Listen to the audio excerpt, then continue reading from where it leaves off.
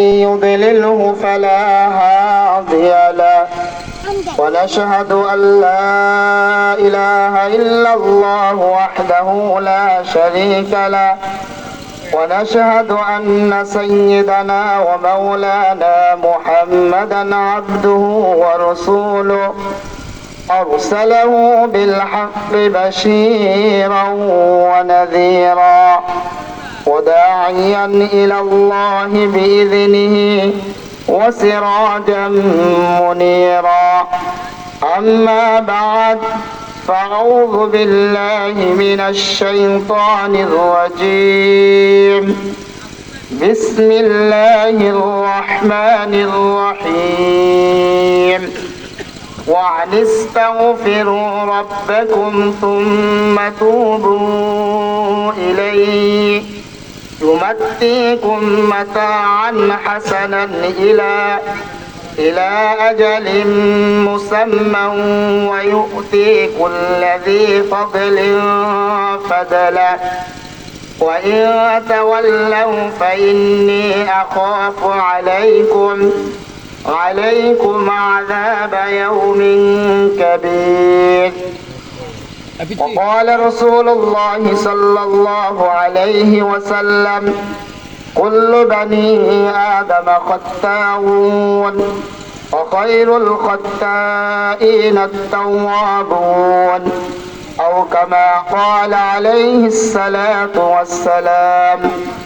اللهم صل على محمد وعلى آل محمد كما صليت على إبراهيم وعلى آل إبراهيم إنك حميد مجيد.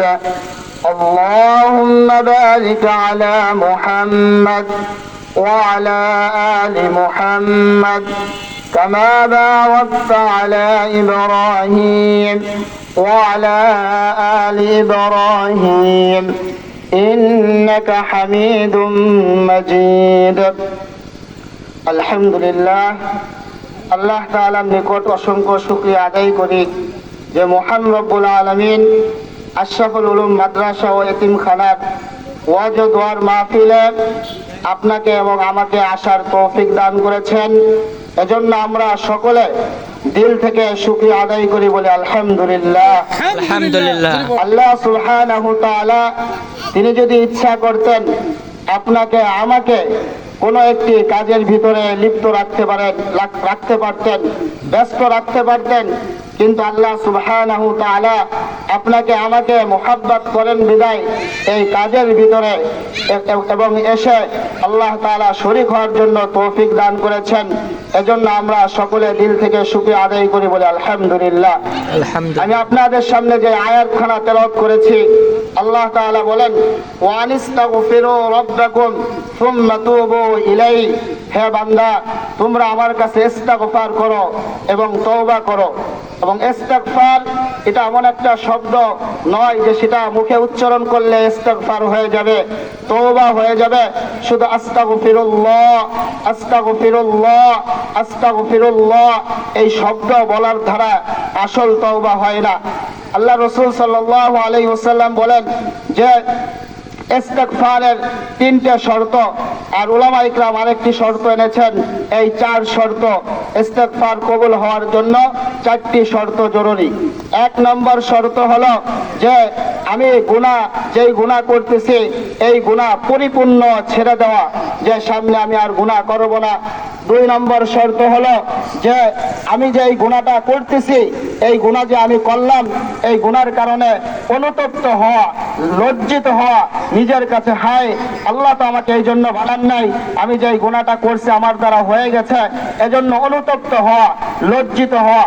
তিন নম্বর হলো যে আমার মাধ্যমে যেই গুনাহটা হয়েছে ভবিষ্যতে ওই গুনাহটা আমি করব না, এ কথার উপর দৃঢ় শপথ করা।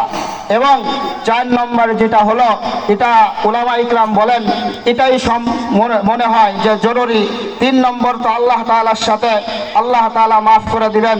যে 4র্থ নম্বর যেটা হলো, কোন বান্দার হক যদি আমরা মেরে থাকি, হকটা হতে পারে সম্পদের সাথে, হকটা হতে পারে ইজ্জতের সাথে, যদি কোনো বান্দার হক নষ্ট করে থাকে তাহলে তার কাছে মাপ চেয়ে নেওয়া। তো আমরা প্রশ্ন যে আল্লাহ তাআলা যদি আমি আপনার কাছে ইস্তেগফার করি তাহলে আপনি আমাকে কি দিবেন? যদি আমি ইস্তেগফারের হক আদায় করি তাহলে আপনি আমাকে কি দিবেন? আল্লাহ আমি যদি পরিপূর্ণ তওবা করি তাহলে আপনি আমাকে কি দিবেন? তো আল্লাহ তাআলা এই আয়াতের শেষ মাঝখানে আল্লাহ তাআলা বলেন যে বান্দা ওয়া আনিস্তাগফিরু রাব্বাকুম সুম্মা তুবু ইলাইহি, তুমি যদি আমার কাছে ইস্তেগফার করো, তুমি যদি আমার কাছে তওবা করো তাহলে আমি আল্লাহ তোমাকে কি দিব শুনো, ইউমাত্তিকুম মাতাআন হাসানান ইলা আজালিন মুসাম্মা, তাহলে আমি আল্লাহ তোমাকে তোমার দুনিয়ার জীবনটাকে একটি নির্দিষ্ট সময় পর্যন্ত সুন্দর সুন্দর উপকরণ দিয়ে সাজিয়ে দিব। সকলে বলেন সুবহানাল্লাহ। আল্লাহ তাআলা বলেন যে তোমার জীবনটাকে আমি সুন্দর সুন্দর উপকরণ দিয়ে সাজিয়ে দিব, তোমাকে আমি সুস্থতার এক জিন্দেগি দিয়ে দিব, তোমাকে আমি আল্লাহ অভাব মুক্ত এক জিন্দেগি দিয়ে দিব। রাসূল কারীম সাল্লাল্লাহু আলাইহি ওয়াসাল্লাম হাদিসে কুরসির ভিতর আল্লাহ তাআলা বলেন, হযরত আনাস ইবনুল মালিক রাদিয়াল্লাহু তাআলা আনহু থেকে বর্ণিত, তিনি বলেন আমি রাসূল কারীম সাল্লাল্লাহু আলাইহি ওয়াসাল্লামকে বলতে শুনেছি, আল্লাহ রাসূল সাল্লাল্লাহু আলাইহি ওয়াসাল্লাম বলেন যে আল্লাহ তাআলা হাদিসে কুরসির ভিতর বলছেন, হে আদম সন্তান, যতক্ষণ পর্যন্ত তুমি আমার কাছে মাপ চাওয়ার আশায় আমাকে ডাকতে থাকবে এবং যদি তোমার গুনাহ অধিক পরিমাণও হয় আমি আল্লাহ তাআলা তোমার গুনাহ মাফ করে দেব। সকলে বলেন সুবহানাল্লাহ। রাসূল কারীম সাল্লাল্লাহু আলাইহি ওয়াসাল্লাম আলো বলেন যে আল্লাহ তাআলা বলেন, হে আদম সন্তান, তোমার গুনাহ যদি আসমানের পাহাড় আসমানের পর্যন্ত পৌঁছে যায় এবং মেঘমালা পর্যন্ত পৌঁছে যায়, এরপরও যদি তুমি আমার কাছে ক্ষমা চাও তাহলে আমি আল্লাহ তোমাকে মাফ করে দেব। সকলে বলেন সুবহানাল্লাহ। রাসূল কারীম সাল্লাল্লাহু আলাইহি ওয়াসাল্লাম বলেন যে আল্লাহ তাআলা হাদিসে কুরসির ভিতর বলেন, হে আদম সন্তান, তুমি যে গুনাহ করছো, তোমার গুনাহ যদি পৃথিবী পূর্ণ হয়ে যায় শুধু গুনাহ আর গুনাহ, গুনাহ আর গুনাহ, এবং তুমি যদি বলো আস্তাগফিরুল্লাহ আস্তাগফিরুল্লাহ, হে আল্লাহ আপনি আমাকে মাফ করে দেন, আমার দ্বারা তো এটা করা ঠিক হয়নি, আমি তো গুনাহ করে ফেলেছি। তো রাসূল কারীম সাল্লাল্লাহু আলাইহি ওয়াসাল্লাম বলেন যে ওই গুনাহর ভিতরে যদি কোনো শিরিক না থাকে তাহলে আল্লাহ তাআলা, তুমি পুরো পৃথিবী গুনাহ আর গুনাহ করে ফেলেছো, তো আল্লাহ তাআলা তোমার সামনে ওই পরিমাণ ক্ষমা নিয়ে হাজির হবে। সকলের বলেন সুবহানাল্লাহ। তাহলে যদি আমি ইস্তেগফার করতে পারি, যদি আমি আল্লাহ তাআলার কাছে ক্ষমা চাইতে পারি, অন্য আয়াত আল্লাহ তাআলা বলেন, ফাকুলতু আস্তাগফিরু রাব্বাকুম ইন্নাহু কানা গফফারা, হে বান্দা তুমি আমার কাছে ক্ষমা চাও, গুনাহ তো তোমার অস্তিমাত্রায়, গুনাহ তোমার স্বভাব, তোমার গুনাহ হয়ে যাবে, তুমি গুনাহ করে ফেলবে, কিন্তু মাফ কে করবে? আমি তো গফফার, আমি মাফ করে দেব। সকলে বলেন সুবহানাল্লাহ। তাহলে আমাদের গুনাহ আল্লাহ তাআলার কাছে মাফ চাইতে হবে। আল্লাহ তাআলা বলেন, ওয়া ইউরসিলিস সামা আলাইকুম মিদরারা, যদি তুমি আমার কাছে ক্ষমা চাও, যদি তুমি আমার কাছে মাফ চাও, এই যে আমরা এলাকার ভিতরে এখন ধান লাগিয়েছি, ফসল লাগিয়েছি, আল্লাহ তাআলা বলেন যে বান্দা তুমি যে ফসল লাগাইছো, তুমি যে ধান লাগাইছো, তোমার রহমতের পানি দরকার, আমি আল্লাহ তাআলা আকাশ থেকে তোমাকে রহমতের পানি দিয়ে ভরপুর করে দেব। সকলে বলেন সুবহানাল্লাহ। তোমার ফসল আমি ভালো করে দিব, তুমি আমার কাছে ইস্তেগফার বলো, তোমার ছেলে সন্তান হয় না, ছেলে সন্তানের ব্যবস্থা আমি করে দিব, তোমার জমিতে ফসল হয় না, তুমি আমার কাছে ইস্তেগফার করো, আমি আল্লাহ তোমার জমিনের ফসলের ব্যবস্থা করে দিব। তুমি ব্যবসা করো, ব্যবসার ভিতর বরকত হয় না, আমার কাছে ইস্তেগফার করো, তোমার ব্যবসার ভিতর আমি বরকত দান করে দিব। তুমি আমার কাছে ইস্তেগফার করো, তোমার স্বামী স্ত্রীর ভিতরে মুহাব্বত নাই, আমি আল্লাহ তাআলা তোমার মুহাব্বত পয়দা করে দিব।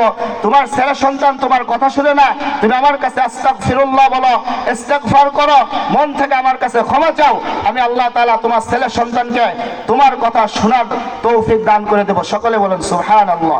আল্লাহ তাআলা বলেন, ওয়া আনিস্তাগফিরু রাব্বাকুম সুম্মা তুবু ইলাইহি ইউমাত্তিকুম মাতাআন হাসানান ইলা আজালিন মুসাম্মা, তারপর আল্লাহ বলতেছেন, ওয়া ইউতি কুল্লাযী ফাদলিন ফাদলা, যে বান্দা আমার কাছে ইস্তেগফার করে, ক্ষমা চায়, ওই বান্দা যে আমার কাছে অনুগ্রহ চায়, ফজল চায়, তাকে আমি অনুগ্রহ দিয়ে দিয়ে ধন্য করে দেব। সকলে বলুন সুবহানাল্লাহ।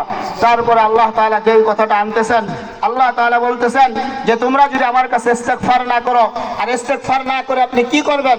আল্লাহর কাছে ক্ষমা না চেয়ে কি করবেন? আল্লাহ তাআলা কোরআনের ভিতরে বলেন, কোন বান্দা যদি গুনাহ করে ফেলে, ওই বান্দা যদি আমার কাছে ক্ষমা না চায়, কোন বান্দা গুনাহ করেছে একটা, আমার কাছে সাক্ষী দিবে 8 জন। কয়জন বলেন? 8 জন। 8 জন। এক গুনাহের কারণে আপনার বিরুদ্ধে আমার বিরুদ্ধে 8 জন সাক্ষী দিবে। আল্লাহ তাআলা কোরআনে বলেন, ইয়াউমা ইযিন তুহাদ্দিসু আখবারাহা বিআন্না রাব্বাকা ওয়াহালাহা। আল্লাহ তাআলা বলেন, তুমি যেই জমিনের উপরে দাঁড়িয়ে গুনাহ করতেছো, তুমি মনে করতেছো কেউ দেখে না, কেউ দেখে না। না না না, এ কথা তুমি ভাবিও না। এই জমিন তোমার বিরুদ্ধে কাল কিয়ামতের ময়দানে আমার কাছে সাক্ষী দিবে। জমিন বলবে, আল্লাহ এখানে বসে বসে আপনার বান্দা বান্দি আপনার বিরুদ্ধে এই কাজ করেছে, এই গুনাহ করেছে। আল্লাহ তাআলা বলেন, জমিন তোমার বিরুদ্ধে সাক্ষী দিবে। জমিনকে তুমি মনে করতেছো যে জমিন সাক্ষী দিবে, আমি আল্লাহ তাআলার কাছে অস্বীকার করব। আল্লাহ তাআলা বলেন যে বান্দা, তুমি যে আমার কাছে অস্বীকার করবে, সেটাও তুমি আমার কাছে করতে পারবে না। কেন? আমি আল্লাহ তাআলা সেই রাস্তাও তোমার জন্য রাখি নাই। আল্লাহ তাআলা হামিম সিজদার ভিতরে বলেন, হাত্তা ইযা মা জাউহা শাহিদা আলাইহিম সামউহুম ওয়া আবসারুহুম ওয়া জুলুদুহুম বিমা কানু ইয়ামালুন। আল্লাহ তাআলা বলেন যে তোমার চোখ, তোমার কান তোমার বিরুদ্ধে সাক্ষী দিবে। কাল কিয়ামতের ময়দানে চোখ বলে দিবে, চোখের মাধ্যমে আমি কি করেছি। আমার কান বলে দিবে, কানের মাধ্যমে হেডফোন দিয়ে আপনি কি শুনেছি। আল্লাহ তাআলা বলেন যে বান্দা, তুমি মনে করতেছো কানের ভিতরে হেডফোন লাগিয়ে পরস্পরে কথা বলতেছে, কেউ শুনে না, কেউ শুনে না। না না না বান্দা, এই ভুলের ভিতরে তুমি থাকো না। তোমার সব কথা আমি আল্লাহ তাআলা শুনতেছি। সূরাতুল ইয়াসিনের ভিতরে আল্লাহ তাআলা বলেন, আল ইয়াউমা নাখতিমু আলা আফওয়াহিহিম ওয়া তুকাল্লিমুনা আইদিহিম ওয়া তাশহাদু আরজুলুহুম বিমা কানু ইয়াকসিবুন। আল্লাহ তাআলা বলেন, কাল কিয়ামতের ময়দানে তোমার হাত তোমার বিরুদ্ধে সাক্ষী দিবে, তোমার পা তোমার বিরুদ্ধে সাক্ষী দিবে।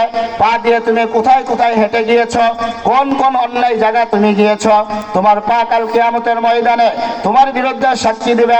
আজ হাতের মাধ্যমে তুমি অন্যায় করতেছো, অন্যায় ভাবে কাউকে মারতেছো, অন্য অন্যায় করতেছো, তোমার হাত তোমার বিরুদ্ধে কাল কিয়ামতের ময়দানে আমার কাছে সাক্ষী দিবে। এই হলো কয় সাক্ষী বলেন?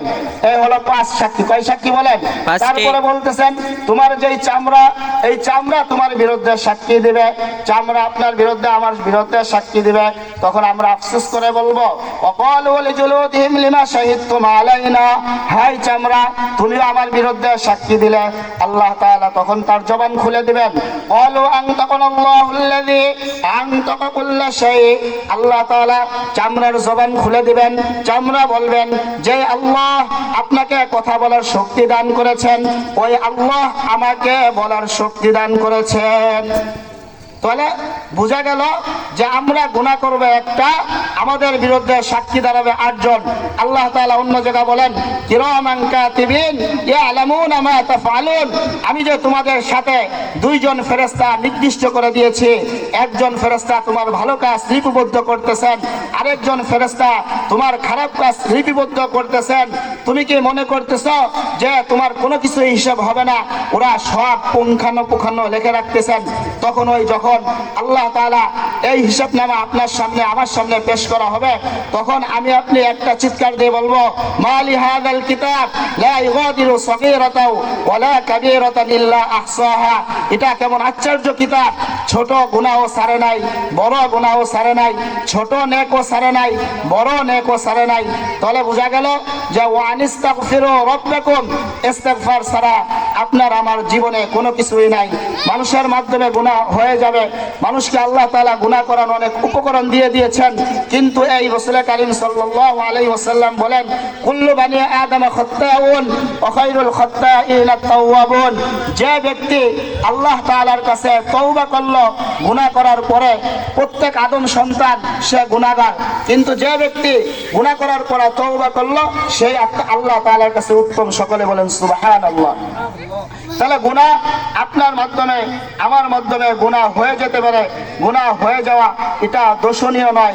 তারপর আল্লাহ তাআলা বলেন, বান্দা ওয়াইন তাওয়াল্লাউ ফাইন্নী আখাফু আলাইকুম আযাব ইয়াউমিন কাবীর, বান্দা তুমি যদি আমার কাছে ইস্তিগফার না করো, তুমি যদি আমার কাছে তওবা না করো, তাহলে বান্দা শুনো, কাল কিয়ামতের ময়দানে যখন বিভীষিকাময় দিবস হবে, যখন আসমান থাকবে 1.5 হাত উপরে, জমিন থাকবে তামা। একটু ভাবেন, যখন জমিনটা তামা থাকবে, জমিনটা গরম থাকবে, আসমানটা উপরে থাকবে, তখন আপনার আমার কি অবস্থা হবে? এই কথাটা আল্লাহ তাআলা কোরআনের মাধ্যমে বলেন। যেই মহিলা গর্ভবতী থাকবে তার সন্তানকে ভূমিষ্ঠ করে দিবে, যুবকরা বৃদ্ধ হয়ে যাবে, নবীরা পর্যন্ত ইয়া নাফসি ইয়া নাফসি বলবে। আল্লাহ তাআলা বলেন যে বান্দা তুমি যদি ইস্তিগফার না করো, তাহলে তোমাকে আমি বিশাল এক আযাবের ভয় দেখাচ্ছি। সূরাতুল মাআরিজের ভিতরে আল্লাহ তাআলা ওই কিয়ামতের ময়দানে কি হবে একটি দৃষ্টান্ত আল্লাহ তাআলা উল্লেখ করেছেন। আল্লাহ তাআলা বলেন, ওয়ালা ইয়াসআলু হামিমুন হামিমা, দুনিয়ার ভিতরে দেখো বন্ধু বন্ধুর কত কাজে আসে, বন্ধুর কাছে সিগারেট চাইতে দেরি, বন্ধু সিগারেট দিতে দেরি করে না। কোনো অন্যায় কাজের জন্য বন্ধুর কাছে যদি 500 টাকা চাওয়া হয়, 2000 টাকা চাওয়া হয়, বন্ধু সঙ্গে সঙ্গে দিয়ে দেয়। যদি বলা হয় বন্ধু তুমি কি আমার জন্য অমুককে খুন করে জেলে যাইতে পারবা, তখন বলে হ্যাঁ বন্ধু তোমার জন্য আমি খুন করে জেলে যাইতে পারবো। কিন্তু হাসরের যখন ওই দৃশ্য দেখবে, আল্লাহ তাআলা নিজে বলতেছেন, ওয়ালা ইয়াসআলু হামিমুন হামিমা, বন্ধু বন্ধুর কোনো কাজে আসবে না। অন্তরঙ্গ বন্ধুকে চিনবে না। ইবাসসরুনাহুম, অথচ তারা একজন আরেকজনের চোখের সামনে থাকবে, একজন আরেকজনকে দেখবে, দেখার পরেও তারা চিনবে না। ইয়াওয়াদ্দুল মুজরিমু লাউ ইফতাদি মিন আযাবি ইয়াউমাইযিন বিবানিন, ওই পাপী অপরাধী তার অপরাধের কারণে সে আল্লাহ তাআলার কাছে বলবে, যখন সে আযাবগুলো দেখবে, দেখার কারণে আল্লাহকে বলবে, আযাবি ইয়াউমাইযিন বিবানিন, হে আল্লাহ আপনি আমাকে এই জাহান্নামের আগুন থেকে বাঁচান, আমার বদলে আমার সন্তানকে মুক্তিপণ হিসেবে তাকে দিয়ে দেন, কিন্তু আপনি আমাকে জাহান্নাম থেকে বাঁচান। নাউজুবিল্লাহ। অথচ পৃথিবীর ভিতরে বাবা মা সকল সন্তানদেরকে ভালোবাসেন। সন্তান যদি সন্তানিস হয়, সন্তান যদি ইয়াবাখোর হয়, সন্তান যদি গাঞ্জাখোর হয়, সন্তান যদি খারাপ হয়, তারপরে বাবা মার কাছে সন্তান আদরের না বলেন, সন্তান আদরের। কোন সন্তানকে যদি কেউ মারে, সন্তানের যদি দোষও থাকে, তারপরেও বাবা মা যখন শুনে বাবা মার কষ্ট লাগে। কিন্তু হাসরের মাঠে যখন সন্তান কে বাবা ভুলে যাবে, যখন দেখবে হায় আল্লাহ তো আমাকে দুনিয়ায় পাঠাইছিলেন আল্লাহ তাআলার হুকুম পালন করার জন্য, আমি যখন হুকুম পালন করি নাই, তখন বলবে যে আল্লাহ ইয়াউমাইযিন বিবানিন, আপনি আমার সন্তানকে আমার বদলে জাহান্নামে দিয়ে দেন, আমাকে মুক্তি দান করেন। শুধু এখানে নয়, তারপরে আল্লাহ বলেন, তারপর ওই ব্যক্তি বলবেন, নাফরমান ব্যক্তি বলবেন, ওয়াসাহিবাতি ওয়া আখি, হে আল্লাহ আপনি আমার স্ত্রীকে জাহান্নামে দিয়ে দেন, আমাকে মুক্তি দান করুন। স্ত্রী পৃথিবীর ভিতরে মানুষের সব থেকে মহব্বতের জিনিস। ওই সময় যখন এই আযাব দেখবে, তখন স্ত্রীকেও ভুলে যাবে।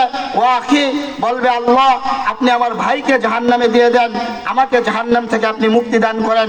ওয়াসিলাতিহি আল্লাতী তুবি, আল্লাহ দুনিয়ার ভিতরে যারা আমাকে আশ্রয় দিয়েছিল, আমার আত্মীয় স্বজন, কোনো অন্যায় করেছি, তারা তার পক্ষ হয়ে আমার পক্ষে কথা বলছিল যে কাজটা করেছে কাজটা ভালো করেছে, অথচ তারা আমাকে বাধা দেয়নি, তারা আমার বিরুদ্ধে কখনো কথা বলেনি, আমাকে আশ্রয় দিয়েছে, আমাকে তারা শাসনও করে নাই এবং শাসনও করেছে, কিন্তু সঠিকটা তারা আমাকে বুঝাই নাই।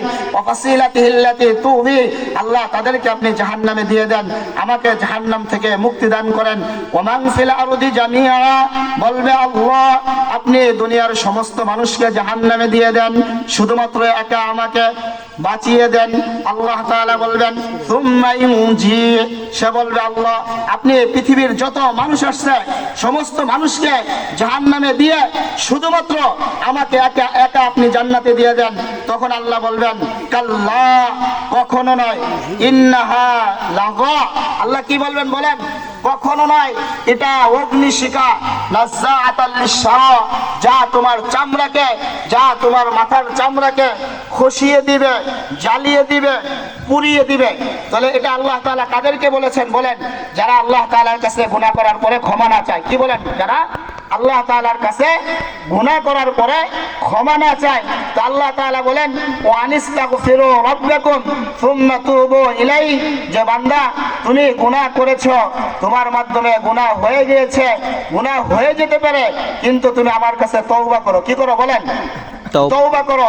এখন যদি আমি মুখে মুখে ইস্তেগফার করি আস্তাগফিরুল্লাহ আস্তাগফিরুল্লাহ, তাহলে এটা তওবা না। যদি মুখে বলি তওবা, তওবা নয়। যেই 4 শর্ত বলছি এই 4 শর্ত মেনে তওবা করতে হবে। যেরকম ওযুর ফরজ কয়টি বলেন? 4টি। এখন আমি যদি মুখে বলি যে ওযুর 4 ফরজ, তাহলে আদায় হয়ে যাবে না। আমার এই 4 ফরজ আদায় করতে হবে। যে ওযুর যেই 4 ফরজ, সমস্ত মুখ ধোয়া আমাকে ধৌত করতে হবে, সমস্ত 2 হাতের কনুসহ ধোয়া এটা আমাকে ধৌত করতে হবে, মাথা 4 ভাগের 1 ভাগ মাসেহ করা সেটা আমাকে করতে হবে, 2 পায়ের টাকনু সহ ধোয়া এটা আমাকে করতে হবে। এই 4 কাজ যখন আমি করব তখন আমার কি হবে বলেন? ওযু হবে। যেরকম মধু মিষ্টি, মধু কি বলেন? মিষ্টি। এখন আমি যদি মুখে মুখে বলি যে মিষ্টি মিষ্টি, তাহলে আমার জিহ্বায় কি মিষ্টি লাগবে? আমার জিহ্বায় মিষ্টি লাগবে না। যতক্ষণ পর্যন্ত আমার জিহ্বার ভিতরে ওই মধুটা আমি না ঢালবো, আমার মুখের ভিতরে আমি মধু না ঢালবো, ততক্ষণ পর্যন্ত আমার জিহ্বায় মিষ্টি লাগবে না।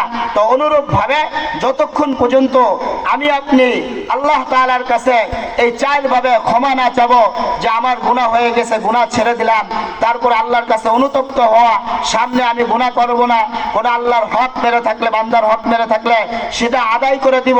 তো এগুলো যখন আমি করব তখনই আমার প্রকৃতি কি হবে বলেন? ইস্তেগফার হবে, সঠিক ইস্তেগফার হবে। আর এই ইস্তেগফার যারা করবে তাদেরকে আল্লাহ তাআলা মাফ করবেন। ফকি আবুল লাইস সামারকান্দি রাহমাতুল্লাহি আলাইহি তিনি তানবিহুল গাফিলিন তার কিতাবের ভিতরে একটি ঘটনা উল্লেখ করেছেন। তিনি বলেন যে ওমর ফারুক রাদিয়াল্লাহু তাআলা আনহু তিনি একদিন রাসূল কারীম সাল্লাল্লাহু আলাইহি ওয়াসাল্লামের দরবারে যাচ্ছিলেন। তো পথের মধ্যে এক ব্যক্তি খুব কান্না করতেছিলেন। ওমর ফারুক রাদিয়াল্লাহু তাআলা আনহু জিজ্ঞাসা করলেন যে ভাই আপনি কান্না করতেছেন কেন? তিনি বললেন যে আমি অনেক বড় গুনাহ করে ফেলেছি। ওমর রাদিয়াল্লাহু তাআলা আনহু বললেন যে আপনি কি বড় গুনাহ করেছেন? তিনি বললেন যে আমি অনেক বড় গুনাহ করে ফেলেছি। ওমর রাদিয়াল্লাহু তাআলা এই গুনাহ যখন বললেন, কথা বললেন, তখন তিনি হাউমা করে আরো কেঁদে দিলেন। তো ওমর রাদিয়াল্লাহু তাআলা আনহু উনিও কাঁদতে কাঁদতে রাসূলের দরবারে গেলেন। তো রাসূল জিজ্ঞাসা করলেন যে ওমর তুমি কেন কাঁদতেছো? তো ওমর রাদিয়াল্লাহু তাআলা আনহু বললেন যে আল্লাহর রাসূল আমি এক ব্যক্তিকে দেখছি রাস্তার পাশে দাঁড়িয়ে সে কাঁদতেছে, বসে কাঁদতেছে। তো বললেন তাকে আমার কাছে নিয়ে আসো, কেন কাঁদতেছে? ওমর রাদিয়াল্লাহু তাআলা আনহু বললেন আমি তাকে জিজ্ঞাসা করেছি, তিনি বললেন তিনি গুনাহ করে ফেলেছেন, গুনাহ করার কারণে তিনি কাঁদতেছেন। রাসূল জিজ্ঞাসা করলেন যে আপনি এমন কি বড় গুনাহ করেছেন? তিনি বললেন যে আমি অনেক গুনাহ করে ফেলেছি। তো রাসূল বললেন যে আপনার গুনাহ বড় না আল্লাহর রহমত বড়? তিনি বললেন যে আমার গুনাহ বড়। তো আল্লাহর রাসূল আবার জিজ্ঞাসা করলেন আপনার গুনাহ বড় না আল্লাহর আরশ বড়? তিনি বললেন যে আমার গুনাহ বড়, আল্লাহর আরশ ছোট। এই অনুভূতি থাকা ভালো, কিন্তু আল্লাহ তাআলার আরশ বড়, আল্লাহ তাআলার রহমত বড়। তো এই কথা বলার পরে রাসূল বললেন ঠিক আছে তুমি কি গুনাহ করছো বলো? তিনি বললেন যে আমি কাফন চোর, প্রতিদিন আমি কবর থেকে কেউ মারা গেলে কাফন চুরি করি। তো রাসূল বললেন এটা কেমন, কি এত বড় গুনাহ কিসের? তো বললেন শুধু এখানে নয়, তিনি বললেন যে গতকালকে এক যুবতী মেয়ে মারা গেছিল। তো আমি যখন কবর থেকে ওই কাফনের কাপড় তার থেকে খুললাম, খোলার পরে যখন ওই কাপড়টা আমি টান দিয়ে খুললাম, তো খোলার পরে ওই মেয়ের প্রতি আমি আসক্ত হয়ে গেলাম। তো আমি গুনাহে লিপ্ত হলাম। তো আমি যখন ওখান থেকে উঠলাম তখন ওই মেয়ে আমাকে বলতেছিল হে পুরুষ তুমি আমাকে কি করলা? হ্যাঁ আমাকে নাপাক অবস্থায় কাল কিয়ামতের ময়দানে আল্লাহর সামনে তুমি দাঁড়া করাবা। তো এই কথা বলার পরে আমি ওই থেকে এক টেনশনে পড়ে গেলাম। রাসূল বললেন হাই তুমি কি করলা? উনি এই কথা শোনার পরে যে রাসূল আমাকে আবার পরে কিছু বলবে, উনি দরবার ছেড়ে চলে গেলেন জঙ্গলে। সেখানে যাওয়ার পরে 40 দিন কাঁদলেন, এমন কান্না দিলেন আল্লাহর কাছে, আল্লাহ তাআলা তার তওবাকে কবুল করে ফেললেন। আল্লাহ তাআলা তাকে মাফ করে দিলেন। রাসূলের কাছে ওহী নাজিল করে দিলেন যে আমি আমার ওই বান্দাকে মাফ করে দিচ্ছি, তাকে নিয়ে এসে সকলে বলেন সুবহানাল্লাহ। তাহলে তওবা যদি আমরা তওবার মতন করতে পারি ইনশাআল্লাহ আল্লাহ আপনাকে আমাকে মাফ করে দিবেন। ওয়া আখিরু দাওয়ানা আনিল হামদুলিল্লাহি রাব্বিল আলামিন। যে কথাগুলো বললাম আল্লাহ তাআলা সর্বপ্রথম আমাকে এবং আপনাদের সকলকে আমল করার তৌফিক দান করুক।